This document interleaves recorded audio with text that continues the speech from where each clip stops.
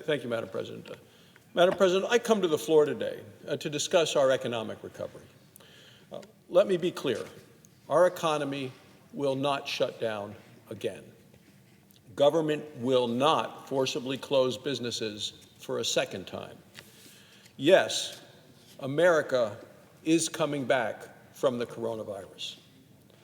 The pre-pandemic economy was strong, it was healthy, and it was growing. Every part of the economy had record job growth. Unemployment was at a 50-year low. Shutting down the economy slowed the spread of the virus, but it did not eliminate it. It saved lives, and it brought us time. Reopening was never conditioned on having a vaccine, nor was it conditioned on eliminating the virus entirely. Businesses large and small are today continuing to reopen, and they're opening in a safe, scientific, and sensible way. I saw it all across Wyoming the last 2 weeks as I traveled the state. In Casper and Cheyenne, main streets are busy again. Mom and pop businesses are bringing back workers. Cody was full of activity over the 4th of July. Yellowstone is welcoming thousands of visitors, and people are heading to all of the activities in Thermopolis. The rodeos have been a huge success. Wyoming is literally back in the saddle again. Businesses all over the country are bouncing back and bringing back workers. In June, the economy added nearly 5 million jobs. This shattered all forecasts. This was by far the largest ever monthly jobs gain in the United States history. More than 7 million people have been hired back in the last 2 months. May and June job creation set records. The recent rise in the new COVID-19 cases, to me as a doctor, is troubling. Still, it is no reason to stop reopening, as long as we open in a responsible way. Now, people have made great sacrifices. We all did what the experts said we needed to do. Now Americans are ready to get back to business and get back to work. People don't want another shutdown, and you know that, Madam President. You've seen that in your own home state. And they most assuredly don't want laws coming out of Congress that make it easier to stay closed and harder to reopen. As a doctor, I know we can flatten the virus curve without flattening or flatlining the economy. People can resume normal life and stay healthy. The key, of course, is for all of us to do our part and take the proper precautions. And we know what they are: social distancing, good hygiene, and of course, wearing masks. As a doctor, I know masks help lower the infection spread, especially indoors when we can't socially distance. Together, we can manage the risk, and as a nation, we can move forward. Millions of Americans are returning to work and doing it safely. Congress's rapid response to the pandemic back in March set this recovery in motion. Medical workers now have better tools for virus testing, for treating the disease, and for developing a vaccine. Americans are doing everything they can to protect the most vulnerable. We're taking care of seniors and people with chronic medical conditions. The country is conducting a record number of tests. More than 45 million people have been tested. I think the number is now close to 50 million.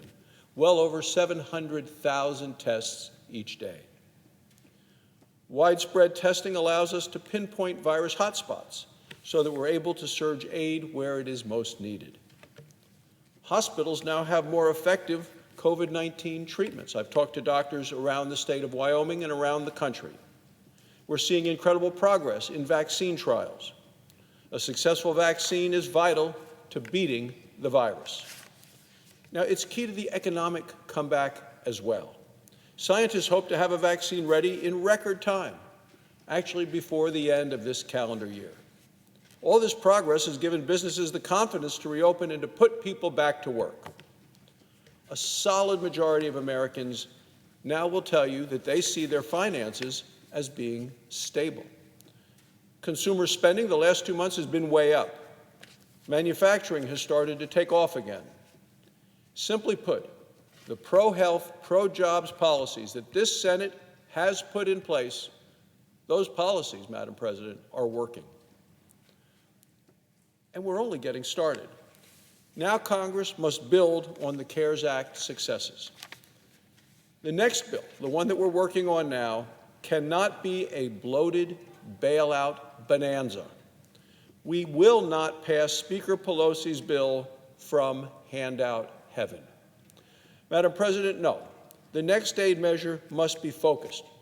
It must be focused on health care and safety and schools and jobs. Here's my three-part test for the next pandemic package. Will it save lives? Will it save lives? Testing, treatment, vaccine, and I'm very optimistic at what I've seen about the research with the new vaccine. Will it protect our medical community and small businesses and schools from frivolous lawsuits? 3,500 have already been filed, Madam President, across the country by sue and settle lawyers focused on coronavirus. And will it get people back to work and children back to school safely? Madam President, we must help schools reopen in a safe way. Children need to get back to school. It is essential for their well-being. Now, that's why the nation's pediatricians, the American Academy of Pediatrics, is urging schools to reopen, and they say, with the children physically present. With the children physically present. Remote learning, we know, for very young people has not worked. Children cannot lose another year of school. To lose a full year of school, Madam President, for these young people would be devastating. It would be a learning loss, as well as a loss of the ability to learn and making it that much harder to pick up further down the line. And if kids aren't in school, many parents can't go back to work. Most people with their jobs cannot work from home. So I urge my colleagues on the other side of the aisle, the Democrat colleagues, to join us, to join our effort to reopen our economy and reopen our schools. Thank you, Madam President. I yield the floor. Suggest the absence of a quorum.